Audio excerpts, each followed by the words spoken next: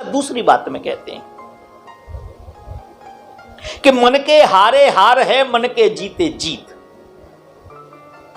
जब हम अपने प्रभाव को, उस गुणों को जीत लेंगे, गुणों का प्रभाव नहीं पड़ने देंगे हमारे अंदर, हम अपने आप को सतोगुण के प्रति ज्यादा सजग रहेंगे, तो क्या होगा कि हमारे मन के अंदर सतोगुण की अधिकता बनी रहेगी। जैसे आप देखते हैं, हम शराबियों में, जुआरियों में, कबाबियों में, गुंडे लबम मवालियों में बैठते हैं, हमारे मन पर भी वैसा प्रभाव पड़ता है। एक संत कहते हैं, संगत से गुण आत है, संगत से गुण जाए, और धागा मिश्री छिपड़ी तीनों एक ही भाव बिकाए। संगत से ही गुण आता है और संगत से चला जाता है। धागा मिश्री और छिपड़ी कहते हैं, जो टोकरी में पहले मिश्री बेचा दिया, मिश्री हम लेके आते थे तो टोकरी में, बांस की टोकरी आती थी, वो तीनों एक ही भाव बिक जाती हैं, मिश्री के भाव बिक जाती हैं। नहीं तो टोकरी को मिश्री के भाव कौन लेगा, धागे को कौन लेगा उसके भाव। तो कहते हैं कि जब हम वहां जाते हैं मवालियों के पास, तो हमारे मन की दशा वैसी हो जाती है। और जैसे ही हम किसी संत की शरण में जाते हैं, किसी सदगुरु की शरण में जाते हैं, तो देखते हैं हमारा मन शांत हो जाता है। क्यों? कि हमारे मन के अंदर सतोगुण की अधिकता हो जाती है। सतोगुण से हमारे मन के अंदर चारों तरफ जो है उसके कोने भर जाते हैं, तो मन आनंदित हो जाता है। और फिर क्या करता है, वो परमेश्वर की तरफ चला जाता है, परमेश्वर का चिंतन करता है, भजन करता है, मनन करता है, अच्छे संतों के पास जाकर के उसका चित्त लगता है, मन लगता है, और हमेशा अच्छी बातें सोचता है। तो कहते हैं कि मन के हारे हार है, मन के जीते जीत।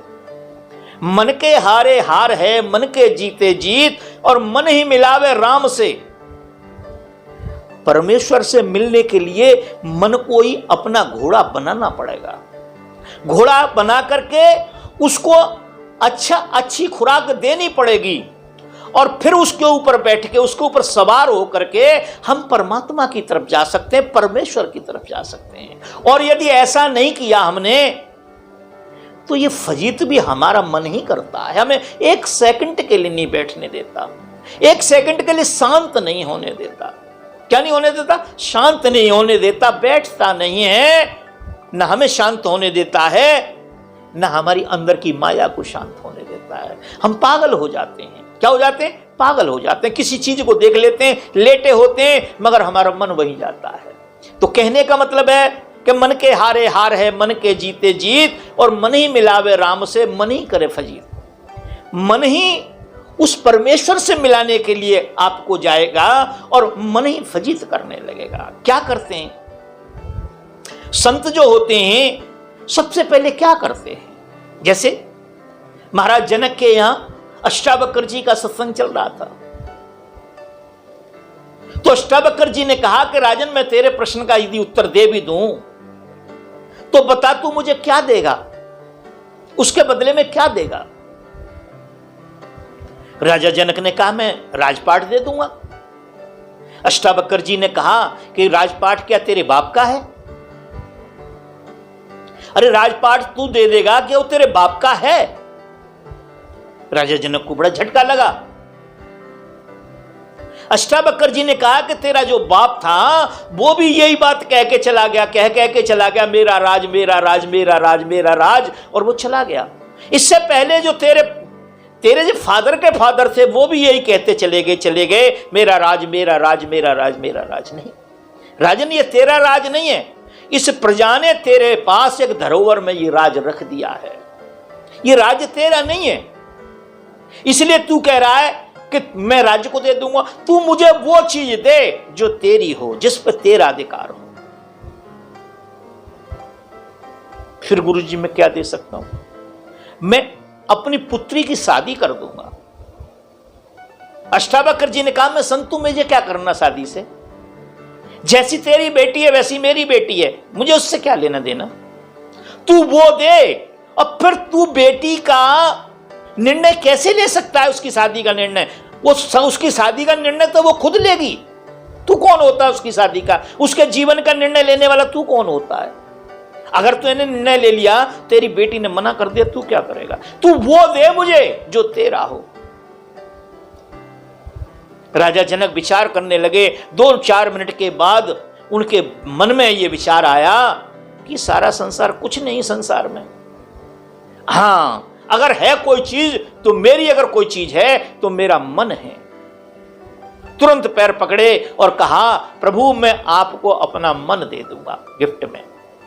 अष्टावक्र जी ने कहा, अब हुई ना बात, हां तेरा ये मन है, तू मुझे दे देना, बाकी जो मैं इस मन से कराऊं वो करना, अपनी इच्छा से इससे कुछ मत कराना। तू अगर सोचे कि ये कर ला, पानी पी लूं, शराब पी लूं, ऐसा कर लूं, बेईमानी कर लूं, फिर नहीं कुछ करेगा ये मन तेरा। जो मैं आदेश करूं वही आदेश कराना, वही काम कराना, क्योंकि मन तो मेरा हो गया, मैं तुझे धरोहर में दे दूंगा। तू चाहे जो चाहे करा ले उससे, वो मत कराना, जो मैं कहूंगा वो कराना। तो समझने की बात है, अष्टावक्र जी ने समझा दिया और समझा करके उनका जीव का और ब्रह्म का सत्संग हुआ। तो एक दिन उन्होंने पूछा कि महाराज, जीव और ब्रह्म में कितनी दूरी है?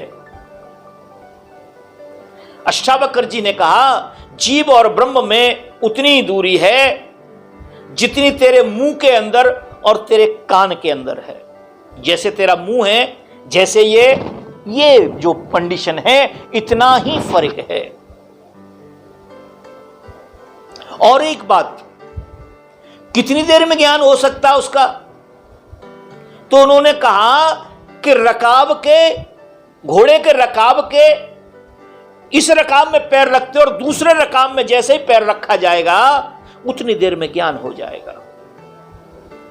रकाब उसको कहते हैं जो घोड़े के ऊपर बंधी होती है, जिसमें पैर रखकर घोड़े पर चढ़ा जाता है। अष्टावक्र जी चले गए। एक दिन राजा जनक के मन में आया कि मैं एक दिन देखूं करके क्या इतनी देर में ज्ञान होता है। एक रकाब पे पैर रख लिया उन्होंने, दूसरे पे जैसे ही घोड़े के ऊपर चढ़ने को थे, उनके मन में आया कि अरे भाई मैं तो गलत कर रहा हूं, मन तो मैंने गुरुजी को दे दिया है, अब मैं इससे काम क्यों ले रहा हूं? पैर पीछे रख दिया। अष्टावक्र जी वहीं खड़े थे और कहा, अष्टावक्र जी ने, क्या ज्ञान हुआ या नहीं हुआ तुम्हें?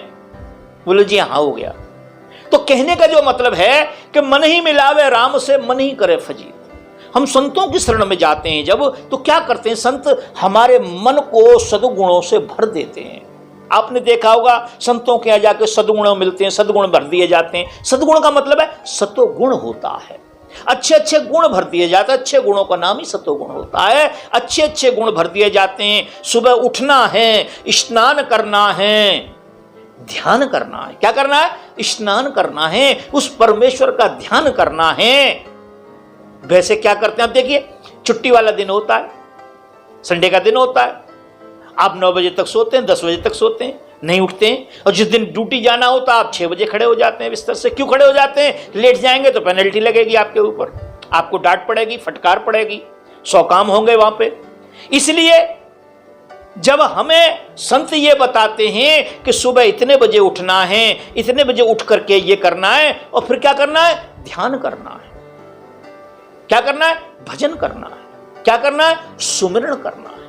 भजन करना है, सुमिरन करना है, ध्यान करना है, स्नान करना है, और अपने परमेश्वर से ध्यान लगाना है। उस मालिक का ध्यान करना है जो सारे संसार का है, जो हिंदुओं का भी है, जो मुसलमानों का भी, जो सिखों का भी, जो ईसाइयों का भी है। उसमें कोई राड़ नहीं है, उसमें कोई विवाद नहीं है। विवाद व्यक्तियों में है, विवाद हम और आप में है, विवाद हमारी परंपराओं में है, हमारी मान्यताओं में है। परमेश्वर में कोई विवाद नहीं है। उसका कोई नाम नहीं है, कोई गांव नहीं है, कोई देश नहीं है, कुछ नहीं है, वो कैसा भी नहीं है। कहने का मतलब है कि जब हमारा मन जो है सद्गुणों से भर दिया जाता है तो क्या करता है? वो परमेश्वर की तरफ चल देता है। मन ही मिलावे राम से। क्या करता है? मन ही मिलावे राम से, और मन ही करे फजीत। और उधर हम नहीं करते हैं उस काम को। सुबह नहीं उठते हैं, रात को शराब पीते हैं, क्या क्या बुरे कर्म करते हैं। सुबह उठा नहीं जाता, सर में दर्द होता है, चक्कर आ रहे होते हैं, उठते हैं, नींबू पानी पीते हैं, चाय पीते हैं, फिर मलिन हो जाते हैं, फिर लेट जाते हैं। फिर क्या करते हैं, फिर हम उन्हीं गंदी समाजों में चलने लगते हैं, बुरे व्यक्तियों में जाने लगते हैं जो हमें इस संसार की तरफ धक्का मारते हैं, नरक की तरफ धक्का मारते हैं, व्यसनों की तरफ धक्का मारते हैं। क्या करते हैं, धक्का मारते हैं व्यसनों की तरफ। और हम क्या करते हैं, हम चले जाते हैं। क्यों? कि मन ही मिलावे राम से, मन ही करे फजीत। अब यह मन हमारा फजीत कर रहा है, और जब फजीत कर रहा है तो क्या कर रहा है, यह आप जानते हैं, मैं भी जानता हूं, सब जानते हैं।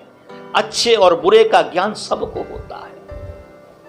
तुलसीदास जी एक चौपाई में कहते हैं कि हित अहित पशु पक्षी उजाना। अपने अच्छे और बुरे को पशु पक्षी भी जानते हैं। हित अहित पशु पक्षी उजाना, मानुष तन गुण ज्ञान निधाना। मनुष्य का जो शरीर है, मनुष्य का जो तन है, गुणों की खान है, गुण ज्ञान निधाना, गुण और ज्ञान की खान है।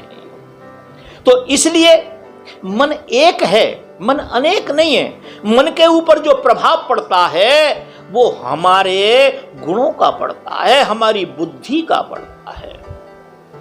हमारे मन के ऊपर बुद्धि प्रभाव डालती है, बुद्धि के ऊपर गुण प्रभाव डालते हैं, और गुणों के ऊपर हमारे पिछले किए हुए कर्मों का जो फल होता है वो उस पर प्रभाव डालता है। और जब वो उस पर प्रभाव डालता है तो हमें दिखने लगता है कि मन 2 हो गए, 3 हो गए, 4 हो गए, 5 हो गए, जबकि मन इतने नहीं होते हैं। मन इतने नहीं, मन एक होता है।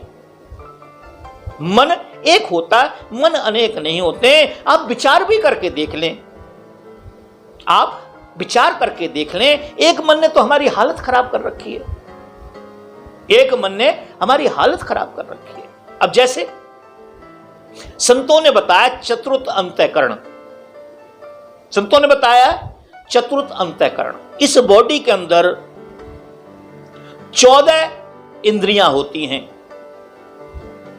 इस बॉडी के अंदर 14 इंद्रियां होती हैं, 10 बाहरी होती हैं, 5 कर्म इंद्रियां होती हैं, 5 ज्ञान इंद्रियां होती हैं। 5 कर्म इंद्रियां होती हैं, 5 ज्ञान इंद्रियां होती हैं, और 4 गुप्त होती हैं, जिसे चतुर्थ अंतःकरण कहा है। और चतुर्थ अंतःकरण का मतलब है मन, बुद्धि, चित्त और अहंकार। मन, बुद्धि, चित्त, अहंकार। तो इस बात से भी हमें समझा जा सकता है, हम समझ सकते हैं कि मन अनेक नहीं होते हैं। कई बार लोगों ने कहा है मन सूक्ष्म होता है, मन वैसा होता है, मन ये होता है। नहीं, उसके स्वभाव जो हैं, गुणों के जो स्वभाव हैं, वो हमारे मन पे प्रभाव डालते हैं, और उन्हीं से हमें महसूस होता है कि मन अनेक है, मन एक नहीं है। जबकि बात सत्य यह है कि मन एक है, मन अनेक नहीं है। धन्यवाद।